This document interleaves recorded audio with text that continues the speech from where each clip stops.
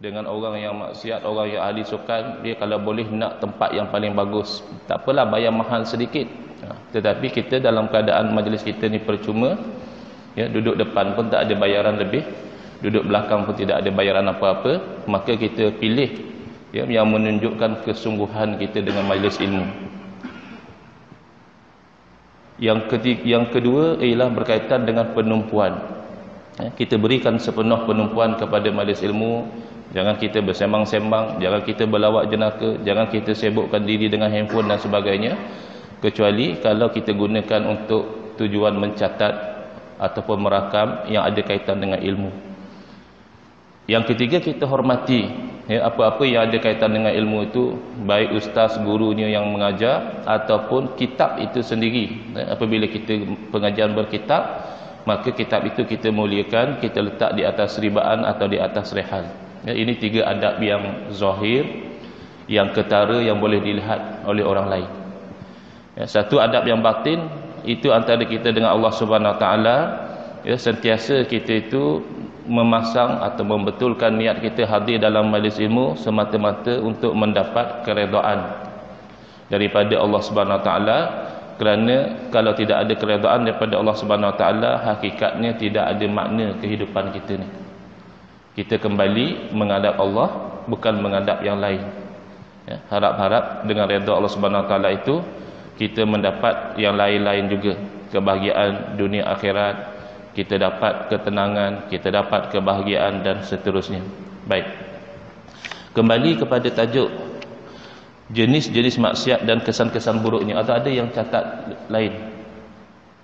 Mungkin itu ya yang terakhir. Berkata Al-Imam Ibn Atha'illah As-Sakandari rahimahullah ta'ala, ketahuilah di muka surat 25 bahawa perbuatan maksiat itu mencakupi beberapa perkara. Ya.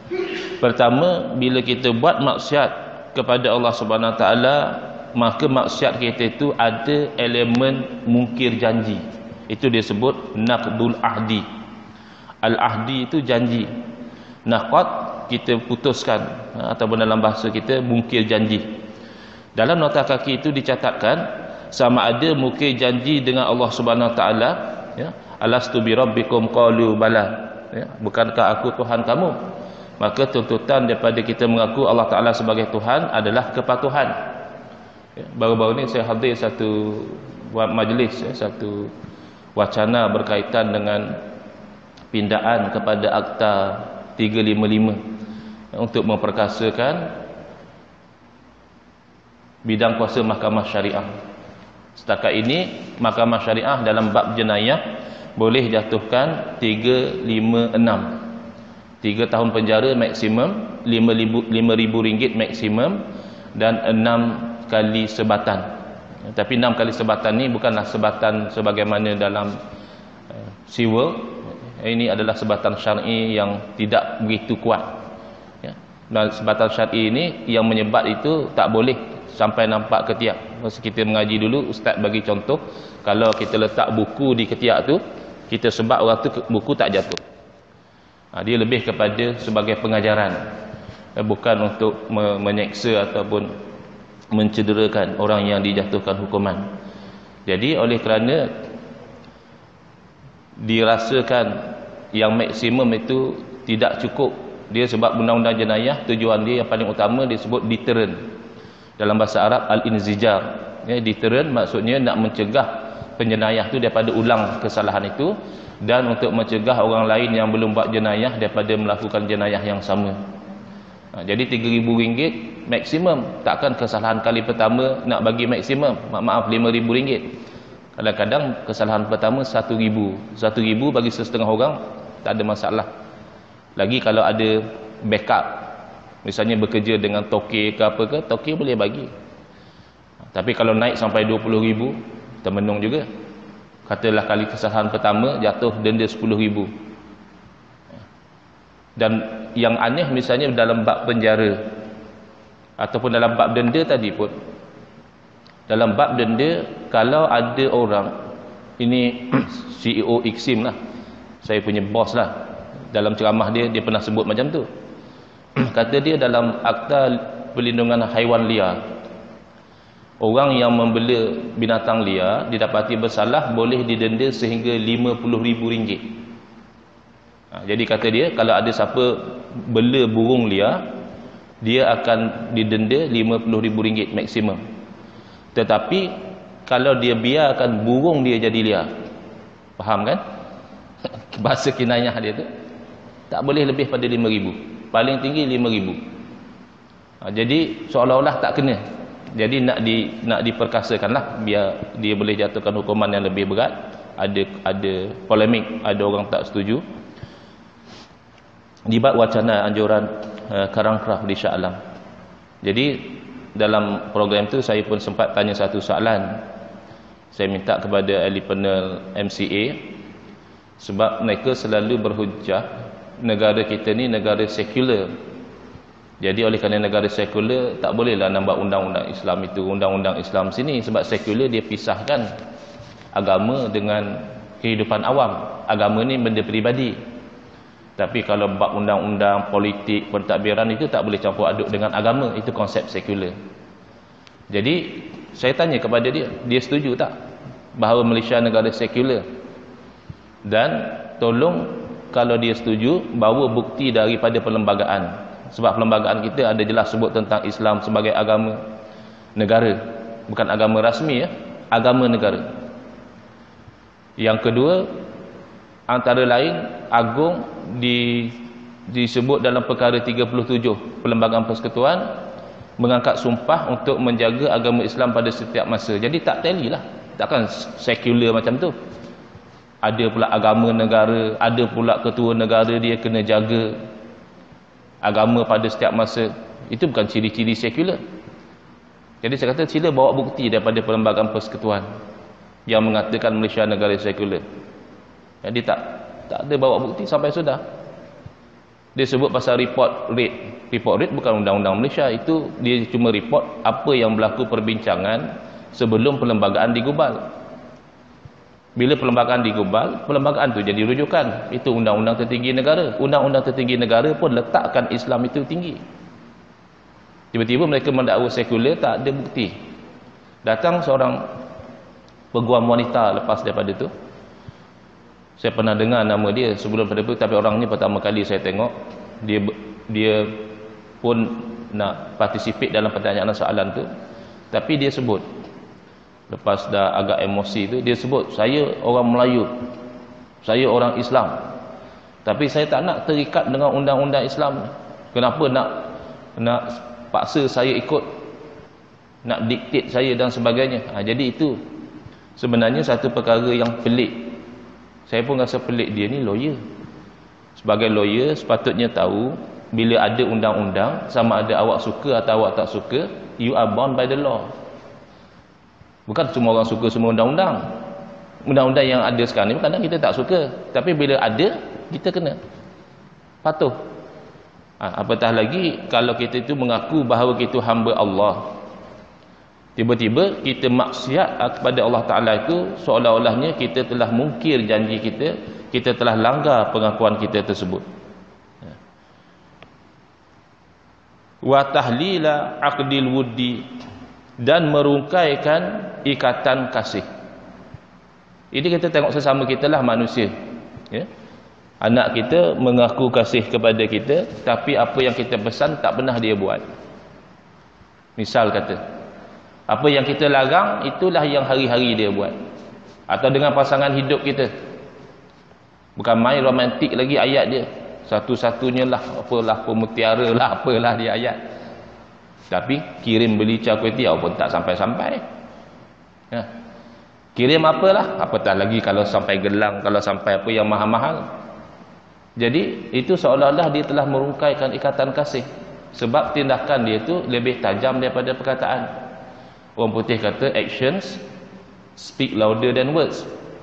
Jadi dengan maksiat dia tu, makanya dia sebenarnya telah merungkaikan ikatan kasih dia kepada Allah Subhanahu Wa Taala. Jadi tak menasabah satu orang misalnya dia bercakap, alhamdulillah, saya bersyukur kerana Allah Ta'ala kurniakan kemenangan saya sebagai ratu cantik pakaian renang misalnya. Oh itu tak kena. Dia jadi juara Ratu Cantik pakaian renang. Tadi itu dia duduk atas stage pakai tupi saja, atas bawah saja. Tiba-tiba menang hadiah pertama, alhamdulillah, syukur kepada Allah Subhanahu Wa Taala. Itu maksudnya dia sebenarnya berdusta. Sebab syukur yang sebenar adalah tidak menggunakan nikmat Allah untuk maksiat kepada Allah.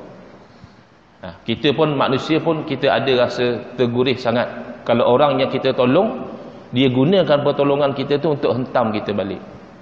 Masa dia susah, tak ada duit, nak bankrupt, kita bantu dia. Bila dia dah kaya raya, dia pula pergi dengki dengan pelingkup bisnes kita, misalnya begitu. Kita kata, apa orang ni?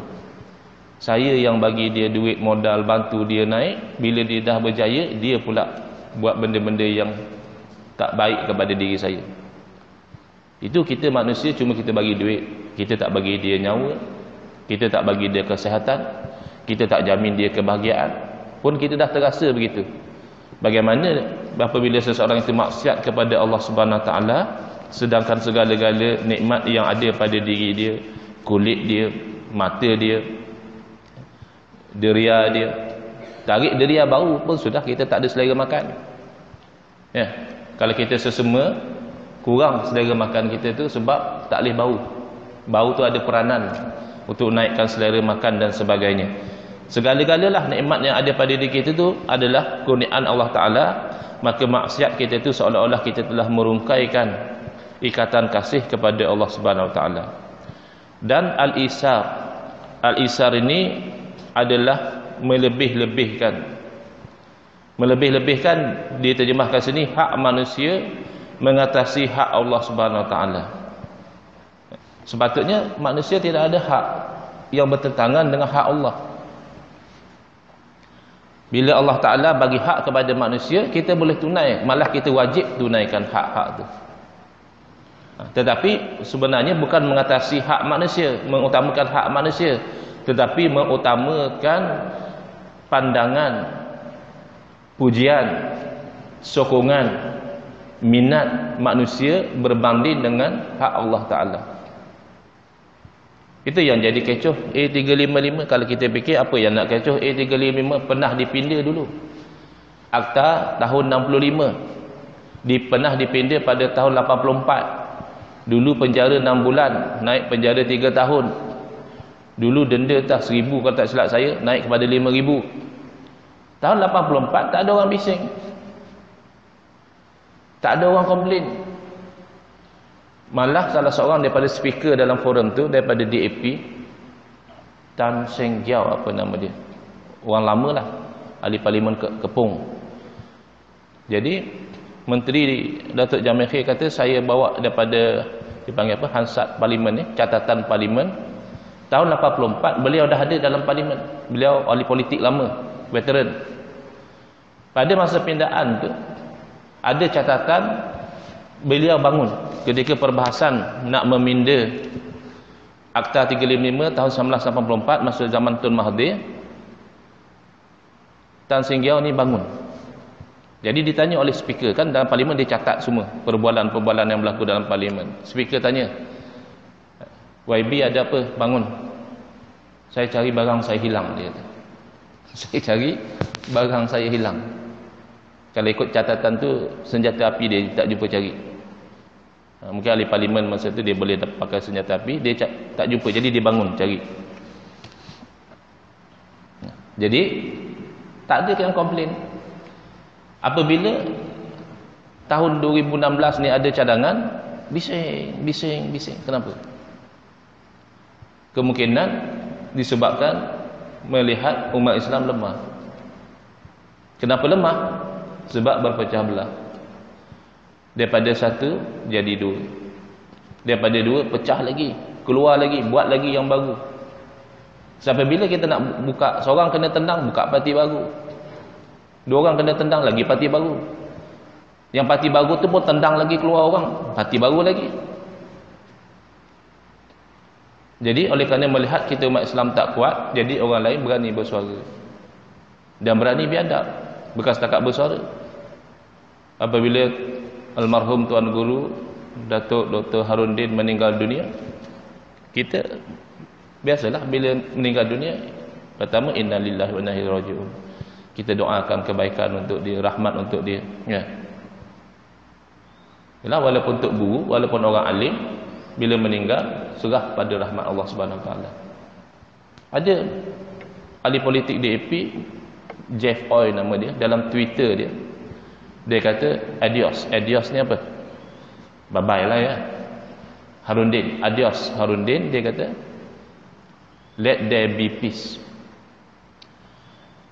Dia kalau orang bukan Islam, kalau berlaku kematian, biasanya dia akan kata rest in peace, rehat dengan aman.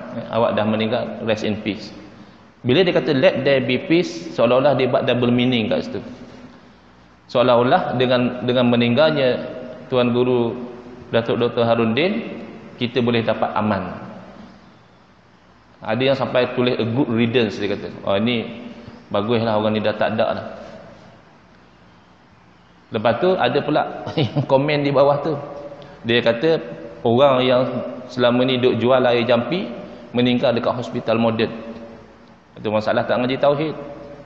Tak faham masalah yang memberi bekas, memberi kesan tu siapa? Bab berobat ni bukan obat yang bagi sembuh. Baik air yang didoakan maupun obat-obatan hospital maupun homeopati maupun herbs ni ataupun naturopati dan sebagainya, semua tidak memberi kesembuhan. Itu hakikat tauhid ahli sunnah wal jamaah. Yang memberi bekas, yang memberi kesan, yang memberi kesembuhan adalah Allah. Habis itu sibuk berobat tu buat apa? Pergi bawa botol lah, air lah, apa semua. Itu namanya usaha dan ikhtiar. Jadi usaha dan ikhtiar tu tak salah. Malah kita perlu raikan sebab musabab. Kita lapar, yang mengenyangkan kita siapa hakikatnya? Allah, bukan nasi, bukan bubur, ya. Habis itu kalau gitu tak payah cari makan lah. Oh, jangan. Sebab Allah Ta'ala jadikan makanan itu sebab kepada kenyang, maka kita raikan asbab. Sebagaimana Allah Ta'ala jadikan air yang didoakan itu sebab kepada kesembuhan. Ramai yang sembuh selepas didoakan oleh ustaz, oleh tok guru, pada air itu dia minum, alhamdulillah sembuh. Bukan air, Allah yang menyembuhkan. Sebab tu ada kalanya bergelin-gelin minum air doa pun tak sembuh juga. Sebab kesembuhan di tangan Allah. Nak hairan apa? Doktor pakar pun mati. Ada doktor yang meninggal kerana kanser? Ada. Yang meninggal kerana penyakit-penyakit yang lain? Ada. Saya pernah jumpa seorang doktor, ada klinik sendiri. Tapi dia seolahnya sangat kecewa dengan kehidupan dia tu, sebab dia kena kanser stage 3 baru detect. Padahal dia medical doctor. Jadi orang menjadi semakin biadab, tidak ada hormat. Padahal kematian tu kan, kalau kita kata adik-beradik yang bergaduh pun, bila berlaku kematian masing-masing datang jumpa, berkumpul balik lah. Tapi mereka jadikan kematian itu untuk berlaku sarkastik, berlaku sinis. Sebab apa? Sebab barangkali semasa Tuan Guru hidup, pendirian Tuan Guru itu menghalang agenda mereka. Jeff Oy ini salah seorang daripada yang akad sumpah pada tahun 2011 tak silap saya di Pulau Pinang dengan padri-padri sedunia, termasuk ahli-ahli politik agama Kristian. Dan itu menyebabkan seorang kawan kita tu keluar daripada DAP. Dia orang Islam, tapi memang orang kuat DAP lah, strategis. Dia keluar daripada DAP itu sebab apa? Sebab majlis akad sumpah tu, semua yang hadir itu bersumpah untuk menjadikan Malaysia ni negara Kristian dan nak mengangkat Perdana Menteri yang beragama Kristian. Salah seorangnya Jeff Oy tadi lah, yang duk perli kepada kematian atau kepemergian Tuan Guru. Baik. Jadi kita jangan bagi kepercayaan kepada orang kafir, jangan. Boleh dakwah pada dia, silakan. Itu tanggungjawab kita berdakwah. Boleh upah dia buat-buat kerja, tak masalah. Tapi kalau nak mengangkat dia pada kedudukan kepimpinan, kalau sampai nak bersekutu dengan dia dalam urusan politik, sebelah sini atau sebelah sana, itu merugikan. Sebab mereka tidak ada amanah untuk menjalankan syariah Islamiah. Cuba kita fikir logik sajalah. Orang yang beriman pun masih lemah nak jalankan undang-undang Allah Subhanahu Wa Taala secara menyeluruh, masih lemah lagi. Apatah lagi yang langsung dia tidak beriman. Dah keluar dah kebencian tu daripada cakap-cakap dia tu, dah nampak dia benci dengan undang-undang Islam. Malah orang yang dah terpengaruh dengan dia pun benci pada undang-undang Islam. Yang mengaku Melayu Islam pun dia kata saya tak nak terikat dengan Islam wesi awak. Habis nak terikat dengan Islam wesi siapa? Ada wesi-wesi pula. Sedangkan Islam itulah yang dibawa oleh Rasulullah SAW, yang sampai kepada kita daripada ulama yang menyampaikan. Kalau tak nak ikut ulama, macam mana? Nah, sedangkan ulama itu pakar di dalam bidang agama, sebagaimana doktor pakar dalam bidang perubatan, sebagaimana lawyer pakar dalam bidang perundangan, sebagaimana engineer pakar dalam bidang enjin, maka kita hormati kepakaran mereka. Baik.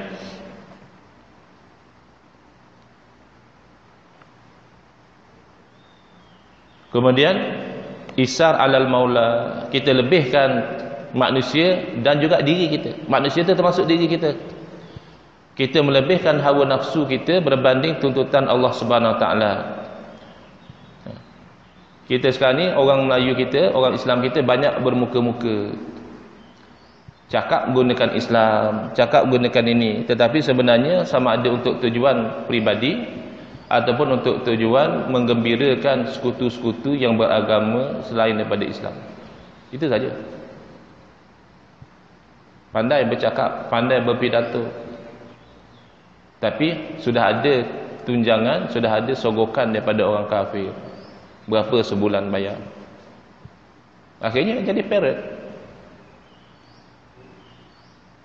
Dalam forum Cafe Harbi, saya terlibat sebagai salah seorang panel forum Cafe Harbi di USIM.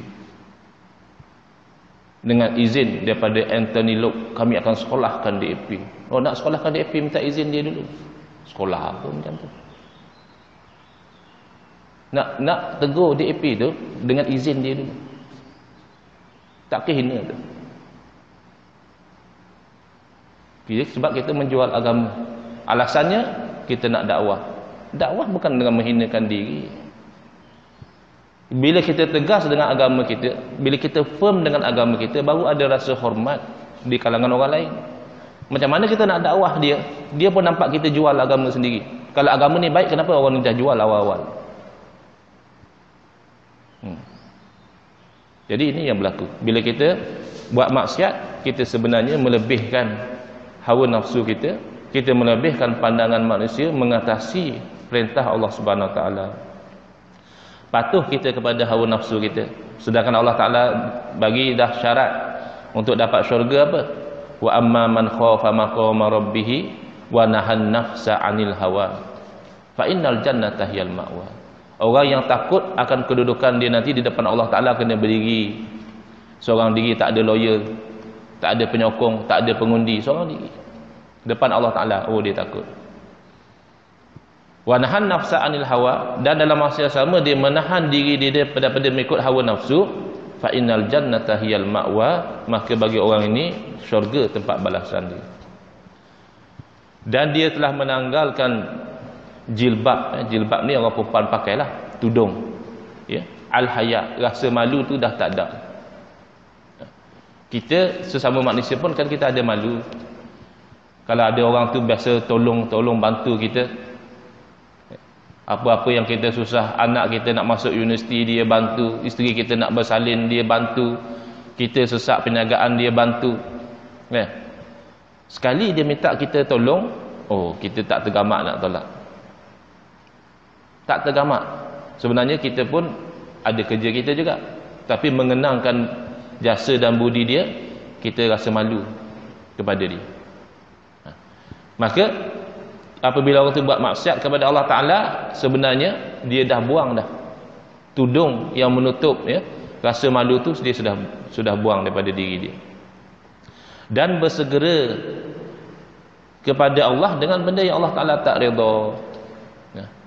Kita sesama manusia pun kita tak sanggup kalau dengan bos kita yang tentukan gaji kita, bos kita yang tentukan kita confirm dalam jawatan, bos kita yang tentukan itu dan ini, tentulah kita itu bersegera untuk meredhakan dia. Kalau masa bos tak ada, kita sibuk layan Facebook, perasan saja bos masuk, oh cepat-cepat tukar ni, buat dokumen lah, Excel lah, apalah, Word. Sebab apa? Nak bagi bos redha. Kalau bos masuk nampak kita duk layan Facebook, tak redha dia. Yalah, aku bayar gaji kau untuk layan Facebook jadi tukar, buat kerja semata-mata nak bagi bos redha. Sebab apa nak bagi bos redha? Bos tu gaji kita, jawatan kita. Lagi kalau menteri.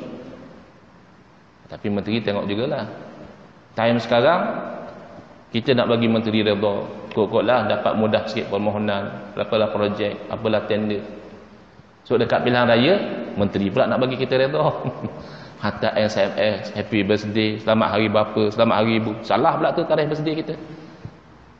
Tak mana dia dapat birthday kita, selamat hari jadi daripada YB sekian. Sebab nak suruh kita redha supaya kita undi dia nanti. Ada habuan. Tiba-tiba dengan Allah Ta'ala kita buat segala yang Allah Ta'ala tak redha. Nyawa kita di tangan Allah, kesihatan kita di tangan Allah, anak-anak kita di tangan Allah, suami isteri kita di tangan Allah. Malah negara kita ini pun nasibnya di tangan Allah. Boleh berlaku waliyazubillah kepada negara kita apa yang berlaku kepada setengah negara Arab sekarang, pecah-kacir, bunuh sana bunuh sini. Sebab lebih aula sebenarnya kita itu bersegera untuk melakukan perkara yang diredai oleh Allah Ta'ala. Ma'ama fi zalika minal asari zahirah min zuhuril kudurati fil a'dha wal jumudi fil ain wal kasali fil khidmah wa tarkil hifzi lil hurmah wa zuhuri kasbi syahawati wa zahabi bahjati at-ta'at. Lebih pada itu, maksiat ni ada kesan-kesan dia yang zahir. Tadi kesan-kesan yang tak nampak. Kita mungkin janji pada Allah Ta'ala, kita rukaikan ikatan kasih sayang kita, kita mementingkan diri dan manusia berbanding dengan Allah Ta'ala, kita patuh pada hawa nafsu, kita membuang rasa malu, itu semua tak nampak. Tetapi ada di sana daripada maksiat itu kesan yang zahir. Antaranya anggota badan pun menjadi ada penyakit.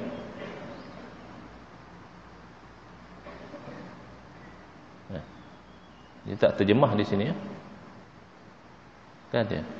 Kemudaratan pada anggota badan. Bila buat maksiat, ada yang mendatangkan kemudaratan. Kita lihatlah umpamanya orang yang berzina, ada penyakit kelamin dia. Lagi orang yang homoseks, ada lagi AIDS dan sebagainya yang payah nak dirawat. Lagi orang yang minum arak. Berapa ramai artis-artis barat yang dulu popular tapi terjebak dengan ketagihan arak, tak apa porak-poranda hidup dia. Kalau dadah parah lagi.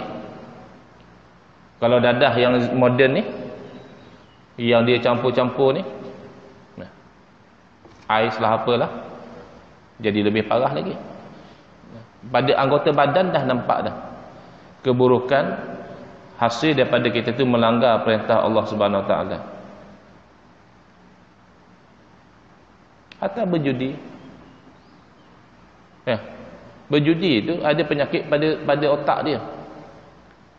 Dia menang 1000. Duk teringat yang menang 1000 tu dia jadi kaki judi, habis 20-30 ribu dia tak nampak dah.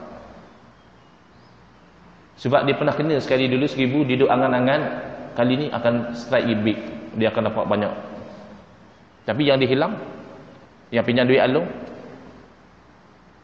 tak teruk kena belasah dengan Along. Tak payah kena belasah lah, kena kejar dengan Along pun kita mata dah cengkur, tak lena tidur ya. Susah hati, stres. Sebab berjudi. Itu kemudaratan pada badan. Kemudian keras mata ya. Tengok di muka surat 26, keras mata itu nota kaki nombor 4 kata dia, tidak boleh tidur lantaran kerunsingan ya. Orang yang dah buat salah. Itu hari ada yang tembak apa tu? Pegawai bank. Security guard tembak pegawai bank sebab nak rompak duit. Mana dia nak tidur? Lari sana lari sini, akhirnya kena tangkap. Ataupun keras mata maksudnya payah nak menangis. Ya, orang yang hati dia lembut bila dia lihat sesuatu kadang-kala dia menitiskan air mata. Tak mesti sesuatu yang terlampau besar. Nampak misalnya kita sedang memandu, hujan mula turun, nampak misalnya satu pasangan muda naik motor dengan anak kecil kelang kabut, ya, nak hujan. Kita pun kita fikir naik motor ni kalau dengan anak kecil biasanya tidak ada pilihan. Kalau naik motor seorang-seorang tu mungkin saja dia pilih, senang, tak jam. Tapi kalau dengan anak kecil, itu kemungkinan dia tidak ada pilihan, belum ada kereta. Kita sekarang sudah ada kereta, boleh menangis, kita fikir syukur, alhamdulillah. Allah Ta'ala letakkan saya pada kedudukan begini, sedangkan ada orang kedudukannya lebih susah. Tapi orang yang buat maksiat, dia kerah mata, dia tengok apa pun dia selamba. Kalau istilah kita sekarang ni, hati kering, ya. Dan merasa malas untuk mengerjakan hikmat taat kepada Allah Ta'ala, itu pasti. Bila buat maksiat, automatik bahagian taat jadi malas, bahagian semayang, bahagian baca Quran jadi malas. Tak payah maksiat yang besar-besar lah. Kalau kita pergi shopping, kita pergi shopping area yang orang pakai pelik-pelik, Bukit Bintang ke, elok nama dia Bukit Bintang, yang duduk situ pun macam datang daripada bintang, daripada planet mana, pakaian dia. Kita bukan pergi nak buat maksiat, kita pergi Bukit Bintang, Sungai Wang, nak cari handphone misalnya, nak cari komputer, kan situ tempat gadget banyak.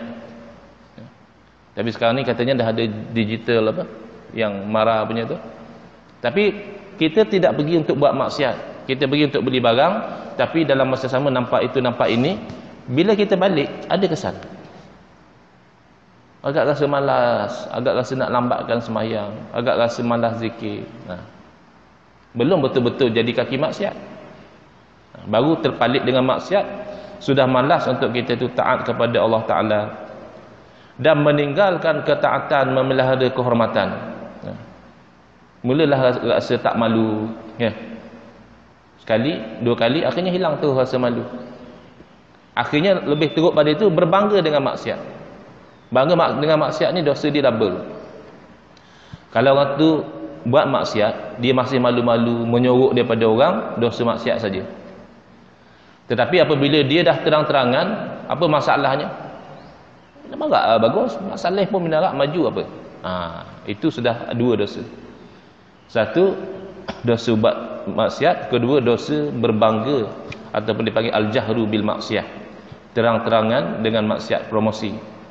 Jadi orang lain teringin nak buat. Dan lahirlah usaha-usaha untuk memenuhi keinginan nafsu syahwat. Yang kira orang nak buat maksiat ni, lagi kalau membabitkan wanita, na'udzubillah, sanggup tipu isteri outstation kerja, padahal sewa hotel. Yang panjat rumah pun ada, yang jatuh daripada rumah pun ada. Bila penguasa datang, kelang kabut, panjat sana panjat sini, jatuh, na'udzubillah, mati lepas buat maksiat. Dan hilang, pergi keserian amalan-amalan taat tu hilang. Sebab amalan taat ni dia ada seri, ada cahaya dia. Tapi maksiat ni sebaliknya. Mungkin saya pernah cerita, atau saya tak pernah cerita, saya tak pastilah. Ini kisah yang diceritakan oleh orang lain, tapi berkaitan dengan almarhum guru saya. Guru saya almarhum Tuan Guru Haji Muhammad Saman. Tapi saya tak dapat cerita daripada beliau. Ada satu orang ustaz, dia cerita, satu orang polis, dia ni ada masalah rumah tangga yang kronik, bergaduh saja dengan isteri dia. Asal balik rumah bergaduh, salah cakap sikit bergaduh saja, tak tahan dah. Akhirnya dia jumpalah dengan almarhum guru saya ni, dia minta petua. Cerita masalah saya, tuan guru teruk sungguh, bergaduh saja dengan isteri saya, minta petua lah. Kata almarhum tuan guru saya, dia kata kamu ada dalam 3,000 ringgit macam tu ada. Dia kata kenapa tuan guru, ni raya korban, nanti buat korban. Oh, dia kata kalau setakat buat korban, bukan setakat seekor, 2-3 ekor pun saya mampu, ada duit, tak payah. Kata tuan guru, masa tu seekor lembu dalam 3,000, buat korban, dia kata. Jadi dia buat korban. Lepas daripada itu tak lama, datang jumpa balik, happy dia, cerita. Dia kata alhamdulillah tuan guru jadi petua dia tu. Elok dah saya dengan isteri saya, apa tak gaduh dah macam dulu. Anak murid yang heran, anak murid pada tuan guru tadi. Macam mana boleh jadi apa kena-mena korban dengan kebahagiaan rumah tangga pula? Jadi lepas polis tadi balik, anak murid tanya, mana dalilnya, mana dia punya sumbernya tu. Kata kalau buat korban bahagia rumah tangga. Dia kata itulah hang tak faham, dia kata. Kan dalam hadis Nabi SAW bagi tahu, bila seseorang tu melakukan ibadah korban, dengan setiap helaian bulu yang ada pada binatang tu keluar dosa. Dosa tu yang bawa sial. Dalam kehidupan kita dia panggil asyu'mu. Jadi bila kita ni bergelombang dengan maksiat, ada kesialan, ada je benda tak beres. Berniaga tak berapa nak jadi. Kalau jadi pun tak tahu duit ke mana.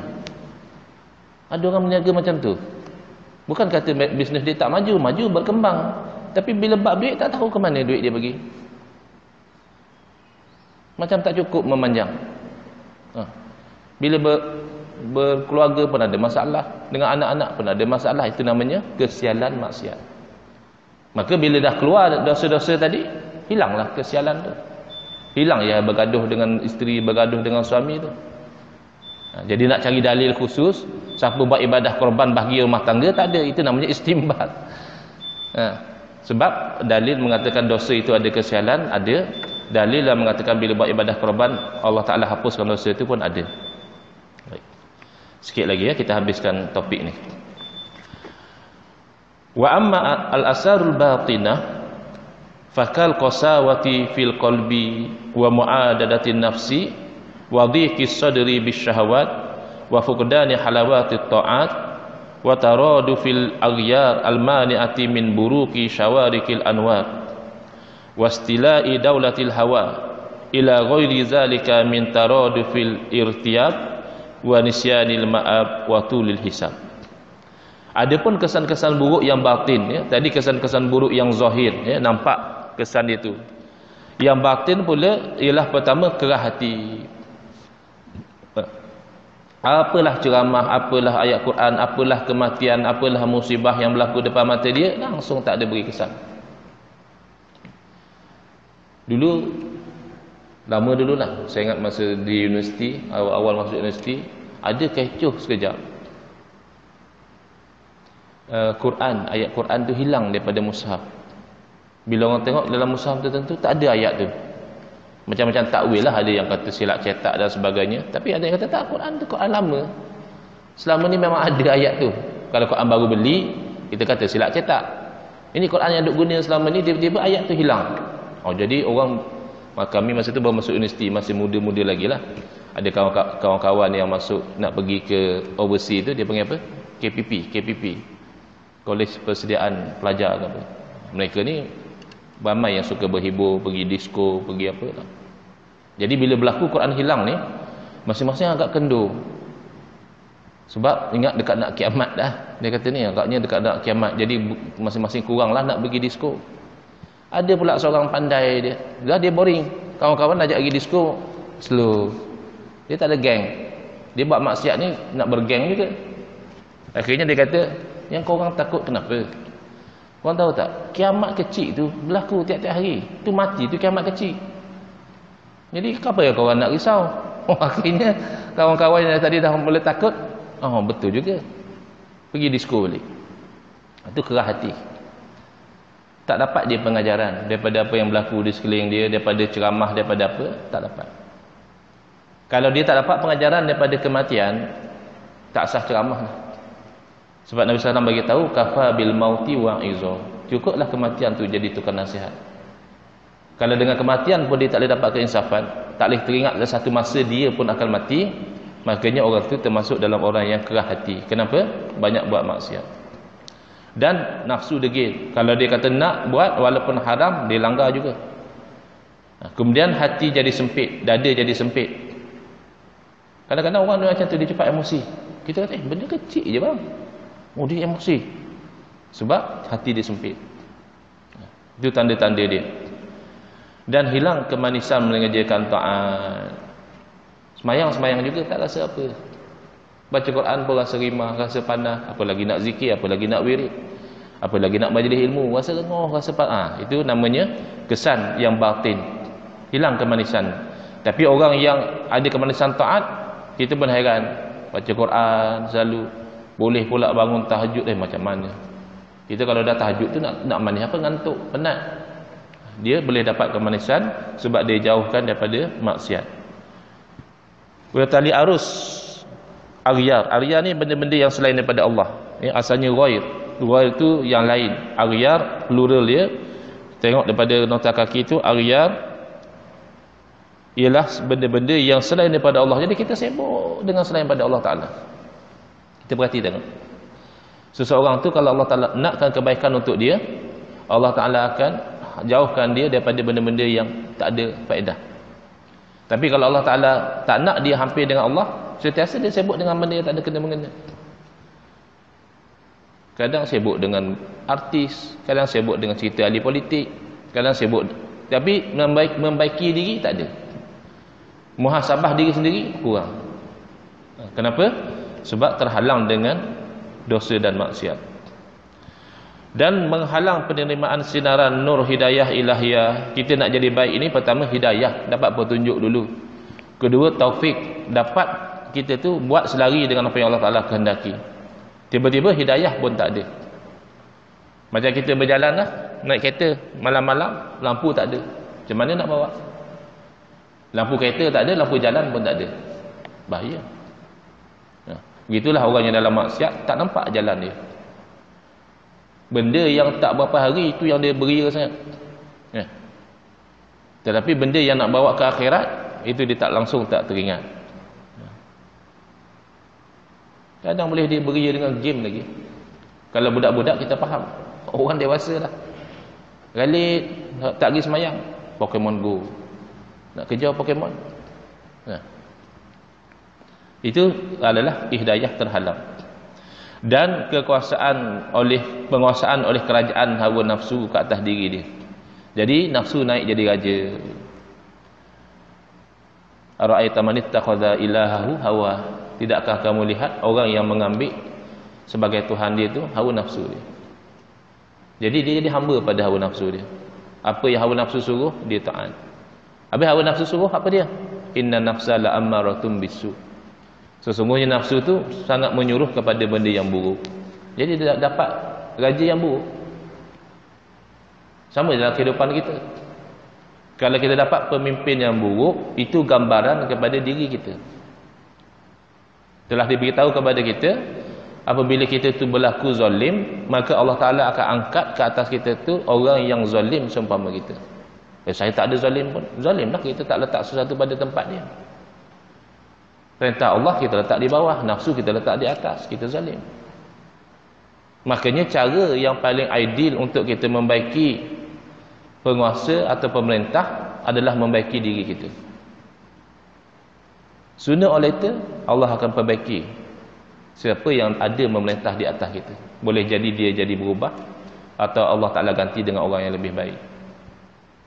Tapi kalau kita pun tak bersedia, kita pun zalim kepada agama Allah, maka merupakan angan-angan untuk kita tu mengharapkan pemimpin yang baik kepada kita. Dan lain-lainlah keraguan. Dia timbul keraguan macam-macam, sampai ada yang jadi murtad terus. Nauzubillah. Mula-mula maksiat dulu, lama-lama buat maksiat, dia dapat istidraj. Dia ingat buat maksiat terus datang petir menyambar.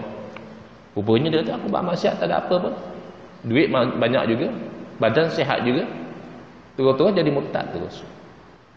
Nauzubillah. Dia dah mula ragu-ragu dengan agama dia. Itu namanya istidraj. Bila orang tu buat maksiat, Allah Ta'ala turunkan bala, itu tanda Allah Ta'ala masih sayang, biar akut-akut dia teringat. Tapi kalau dia buat maksiat, makin kaya, makin sihat, makin senang, makin berkuasa, itu dibimbangi istidraj. Bila Allah Ta'ala ambil, terus tak ada can nak taubat dah. Dan dia lupa tempat kembali dia. Sedangkan tempat kembali itu duk mengintai setiap detik. Mungkin petang ni, mungkin pagi besok, mungkin minggu depan. Tapi dia lupa. Pernah saya join satu kursus bisnes. Trainer tu tanya kepada salah seorang peserta tu, masing-masing nak hidup sampai berapa umur? Saya hidup fikir-fikir dalam 60-an lah. Kalau 70-an dah sakit sana sakit sini pun tak bagus juga. Yang seorang tu jawab, saya nak hidup selama-lamanya. Lupa tempat kembali. Ya. Dan lama hisap. Bila banyak dosa, lamalah kita dihisap di hari akhirat besok. Atas dunia pun bila banyak kesalahan, orang dikena mahkamah bukan satu pertuduhan, 5 pertuduhan. Bawah seksyen sekian, bawah seksyen sekian, bawah seksyen sekian. Bukan main lama lagi bicara, itu baru bicara dunia. Apatah lagi bicara akhirat besok, na'udzubillah min zalik, kalau sampai kita terpaksa berdiri lama untuk dihitung dosa kita. Wallahu alam. InsyaAllah pada bulan hadapan kita akan tengok apa yang Syekh kita bicarakan, mana yang jadi pilihan kamu, kehinaan maksiat ataupun kemuliaan taat. Bismillahirrahmanirrahim. Alhamdulillahirabbil alamin wassalatu wassalamu ala asyrafil anbiya'i wal mursalin wa ala alihi washabbihi ajmain. Allahumma shrah sudurana wa ahsin akhlaqana wa azim ujurana wa nawwir qulubana bi nuri hidayatika kama naqtarada bi nuri syamsika abadan abada bi rahmatika ya arhamar rahimin. Walhamdulillahirabbil alamin.